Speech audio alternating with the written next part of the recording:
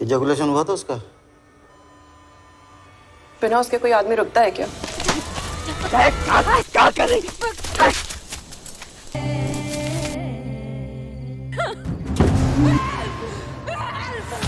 नमस्कार दोस्तों, मूवीज तड़का में आपका स्वागत है। हिंदी फिल्मों ने ऐसी कई फिल्में दी हैं जिसे देखने के बाद आम लोगों के अंदर सोई हुई इंसानियत जागी है। आज हम ऐसी ही कुछ फिल्मों के बारे में बताने जा रहे हैं जिन्हें देखने के बाद लोगों को ना चाहते हुए भी रेप जैसे मुद्दों पर सोचना पड़ा। तो चलिए आज बात करते हैं ऐसी फिल्मों के बारे में जिन्होंने दर्शकों के ज़हन में एक सवाल पैदा किया। और हाँ दोस्तों, हमारे अपने YouTube चैनल को लाइक और सब्सक्राइब करना ना भूलें। चलिए बताते हैं कौन सी है यह फिल्में। 10 इंसाफ का तराजू। हर माँ बहन की इज्जत देश की इज्जत होती है जज साहब, और इसकी रक्षा करना हमारा फर्ज है। इस फिल्म में राज बब्बर ने एक रेपिस्ट की भूमिका अदा कर सबको चौंका दिया था। उन्हें फिल्म में जीनत अमान से रेप करते दिखाया गया था। फिल्म में कई हिंसात्मक रेप सीन थे जिनकी काफी आलोचना भी हुई थी। फिल्म में पद्मिनी कोल्हापुरे भी अहम किरदार में थी। यह दिलचस्प है कि राज बब्बर इस फिल्म को करने से हिचक रहे थे। एक भयानक बलात्कारी के रूप में पर्दे पर खुद को उतारने के लिए राज बब्बर बतौर एक्टर तैयार तो थे, लेकिन उन्हें डर था कि यह उनके करियर की सबसे बड़ी गलती ना साबित हो जाए। ऐसा इसलिए कि शुरुआती करियर में ही पर्दे पर इस तरह का नेगेटिव किरदार उनके हीरो बनने के सपने को पल भर में चूर चूर कर सकता था। फिल्म में उन्हें जीनत अमान और फिर बाद में उनकी बहन पद्मिनी कोल्हापुरे के साथ रेप करना था। फिल्म के अंत में जीनत गोली मारकर उनकी हत्या कर देती है। 9 जख्मी औरत 1988। मेरी जिंदगी की कहानी यहाँ खत्म नहीं होती। इस फिल्म को लेकर तब इस कदर विवाद हुआ था कि कई प्रमुख अखबारों ने इसे बी ग्रेड फिल्म बताया था। जख्मी औरत ने तब बॉक्स ऑफिस पर ठीक ठाक कमाई की थी। फिल्म की कहानी में किरण दत्त डिम्पल कपाडिया एक पुलिस अफसर है जिनका 6 बदमाश गैंग रेप करते हैं। फिल्म में रेप के इस सीन को भी काफी डिटेल में दिखाया गया है।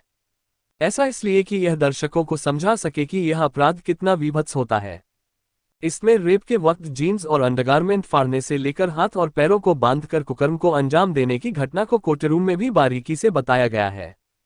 किरण को कानून पर भरोसा है, इसलिए वह कोर्ट तो पहुंचती है, लेकिन उसे इंसाफ नहीं मिलता। रेप के सभी आरोपी अपने प्रभाव और पैसों के बल पर छूट जाते हैं। किरण इसके बाद अपने बूते रेपिस्ट से बदला लेने की ठानती है। वह लड़कियों और महिलाओं का एक ग्रुप बनाती है जो पहले तो रेपिस्ट की लिस्ट बनाती है और फिर बारी बारी सबको जाल में फंसाकर उनके जननांग को काट देती है, उन्हें नपुंसक बना देती है। 8 दामिनी। तारीख पर तारीख, तारीख पर तारीख, तारीख पर तारीख। राजकुमार संतोषी द्वारा निर्देशित फिल्म दामिनी को देखकर आज भी लोगों की रूह कांप जाती है। यह फिल्म एक तरह से इस बात की तरफ इशारा करती है कि ऐसा नहीं कि महिलाएं घर से बाहर ही असुरक्षित हैं, कई बार घर में भी उनके साथ बुरा हो सकता है। दूसरी तरफ फिल्म में यह दिखाने पर जोर दिया गया है कि किसी महिला के लिए दुष्कर्म से भी बड़ी प्रताड़ना है दुष्कर्म के बाद समाज की गंदी नजरों और बेहुदा सवालों का सामना करना। फिल्म में पीड़िता का किरदार निभाया था अपने समय की सुप्रसिद्ध अभिनेत्री मीनाक्षी शेषाद्री ने और उनके शराबी वकील का अभिनय किया था सन्नी देओल ने। फिल्म इतनी चर्चित हुई कि इसे 4 नेशनल अवार्ड मिले। IMDb ने इस फिल्म को 7.8 की शानदार रेटिंग दी है।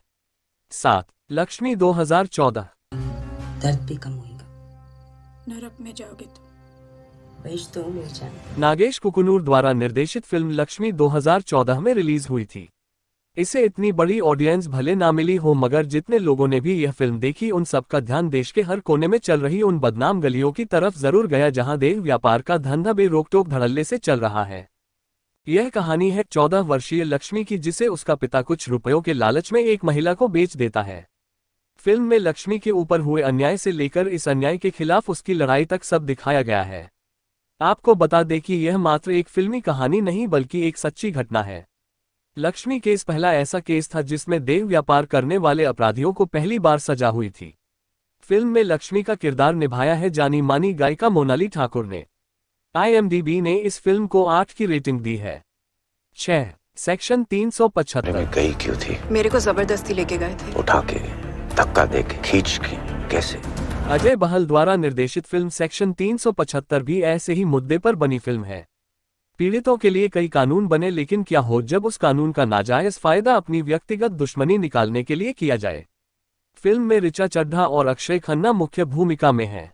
दोनों ने फिल्म में वकील का किरदार निभाया है। फिल्म की शुरुआत होती है एक केस से जहां एक फिल्म डायरेक्टर पर जूनियर कॉस्ट्यूम असिस्टेंट के साथ रेप करने का आरोप लगाया जाता है।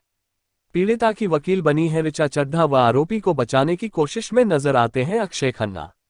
पूरी फिल्म इसी केस के इर्द गिर्द घूमती है। इस फिल्म ने लोगों के जहन पर एक सवाल छोड़ा कि क्या हर बार आरोपी दिखने वाला शख्स पूरी तरह गुनहगार होता है। फिल्म को IMDb ने 8.2 की जबरदस्त रेटिंग दी है। 5 काबिल 2017। अगर आपके सिस्टम ने थोड़ा बहुत साथ दिया होता तो मुझे कुछ करने की जरूरत नहीं पड़ती। फिल्म की कहानी रोहन भटनागर, ऋतिक रोशन और सुप्रिया शर्मा की है। जो देख नहीं सकते हैं, दोनों मिलते हैं और एक दूसरे का सहारा बनते हैं। शादी के बाद सब कुछ ठीक चल रहा होता है, लेकिन तभी अचानक इनकी अंधेरी दुनिया में हलचल मच जाती है। जब गुंडा अमित शेलार, रोहित रॉय और उसका साथी वसीम शहीदुर रहमान साथ मिलकर सुप्रिया का रेप करते हैं। इंसाफ के लिए दोनों पुलिस के पास जाते हैं, लेकिन पुलिस उनके लिए कुछ नहीं करती है, क्योंकि अमित का भाई माधवराव शेलार, रोनित रॉय एक पहुंचा हुआ आदमी है जिसके पास पैसा और पॉवर दोनों ही है। रेप के बाद सुप्रिया काफी टूट चुकी होती है और वो आत्महत्या कर लेती है। कहानी में ट्विस्ट यहीं से शुरू होता है। इस घटना के बाद रोहन कानून को अपने हाथ में लेता है और सबसे बदला, लेकिन जिस अंदाज में रोहन दोषियों को सजा देता है वो सच में काबिले तारीफ है। इस खेल में किसकी जीत होती है, इसके लिए आपको सिनेमा हॉल तक जाना होगा, फिल्म को देखना होगा। 4 बैंडिट क्वीन। 1994 में रिलीज हुई फिल्म बैंडिट क्वीन चंबल की खूंखार डकैत फूलन देवी के जीवन पर आधारित थी। फिल्म में फूलन देवी के साथ बचपन से लेकर जवानी तक हुए जुल्मों के बारे में दिखाया गया था। हालांकि शेखर कपूर द्वारा निर्देशित इस फिल्म में जैसे सीन दिखाए गए थे, उन दिनों जनता पर्दे पर ऐसे सीन देखने की आदी नहीं थी। यही कारण था कि सेंसर बोर्ड ने इस फिल्म के कई दृश्य हटाने के आदेश दिए, लेकिन बाद में इस फिल्म ने दर्शकों की आंखें नम कर दी। फिल्म में दिखाया गया है कि महज 11 साल की उम्र में फूलन देवी का विवाह 35 साल के व्यक्ति से कर दिया गया था। इसके बाद फूलन देवी के साथ दुष्कर्म भी हुआ। अपने साथ हुए इन्हीं जुल्मों के कारण वह एक खूंखार डकैत बनी। फिल्म में दुष्कर्म के ऐसे दृश्य थे जिन्हें फिल्म आने के बाद पूरी टीम फूट फूट कर रोई थी। एक तरह से इस फिल्म ने जनता को यह खुलकर बताया था कि किस तरह गांव देहात में गरीब की बहू बेटियों की इज्जत असुरक्षित है। 3 पिंक। फिर आपने ऐसा क्यों किया? जबरदस्ती पकड़ के रखा हुआ था मुझे। अगर दोबारा करेगा ना सर तो तुम्हारे खींच के बॉटल मारूंगी इसके सिर पे मैं। लड़कियों द्वारा हंसकर बात करने और साथ घूमने को उनके साथ शारीरिक संबंध बनाने की स्वीकृति मान लिया जाता है, जबकि यह तो केवल लड़की की मर्जी और उसके पसंद पर निर्भर करता है। अनिरुद्ध रॉय चौधरी द्वारा निर्देशित फिल्म पिंक ऐसे मुद्दे पर बनी फिल्म है जिसका मकसद केवल यही समझाना है कि लड़की की ना का मतलब केवल ना होता है। यह फिल्म बताती है कि उनके कपड़ों की लंबाई, उनके हंसकर बात करने के लहजे और शराब सिगरेट पीने की आदत देखकर किसी को भी उनके शरीर के साथ खेलने की आज़ादी नहीं मिल जाती। फिल्म में सुपरस्टार अमिताभ बच्चन तथा तापसी पन्नू की अदाकारी को खूब सराहा गया। इस फिल्म का एक डायलॉग नो मीन्स नो काफी प्रचलित हुआ। फिल्म को IMDb ने 8.2 की शानदार रेटिंग दी है। 2 अंकुश। 1986। इस फिल्म की कहानी 4 बेरोजगार असभ्य लड़कों से जुड़ी है। एक लड़की चारों को सुधार कर अच्छे इंसान की भांति जिंदगी जीना सिखाती है।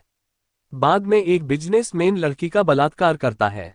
लड़की न्याय की गुहार लगाती है, लेकिन उसे न्याय न मिलने के कारण वह खुदकुशी कर लेती है। चारों लड़के इस घटना से हिंसक हो जाते हैं और बिजनेसमैन को मारने का प्लान बनाते हैं। क्या वे अपने मंसूबों में कामयाब हो पाएंगे? 1 मॉम। गलत और बहुत गलत में से चुनना हो तो आप क्या चुनेंगे? मॉम की कहानी है एक माँ और उसके बदले की। कहानी शुरू होती है बायोलॉजी की टीचर देवकी श्रीदेवी के साथ। देवकी के स्कूल में उसकी सौतेली बेटी आर्या सजल अली भी पढ़ती है।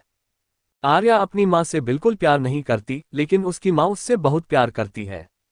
आर्या के स्कूल में पढ़ने वाला एक लड़का मोहित आर्या को अश्लील मैसेजेस भेजकर परेशान करता है। जब इस बात का पता देवकी को चलता है तो वह उसे सजा देती है। मोहित बदला लेने के लिए एक दिन आर्या को किडनैप कर लेता है और उसका रेप करके सड़क पर फेंक देता है। Police officer Matthew Francis Akshay Khanna इस केस की तहकीकात करते हैं। कोर्ट केस में सबूतों के अभाव में मोहित केस जीत जाता है, लेकिन एक माँ को यह फैसला नागवार गुजरता है। वो डिटेक्टिव दयाशंकर नवाजुद्दीन सिद्दीकी की मदद लेती है। यहां से शुरू होता है एक माँ का बदला। उम्मीद है कि आपको यह जानकारी अच्छी लगी होगी। साथ ही साउथ इंडस्ट्री और बॉलीवुड से जुड़ी अन्य रोचक बातों के लिए हमारे अपने YouTube चैनल को लाइक और सब्सक्राइब करना ना भूले। धन्यवाद। आपका दिन मंगलमय रहे।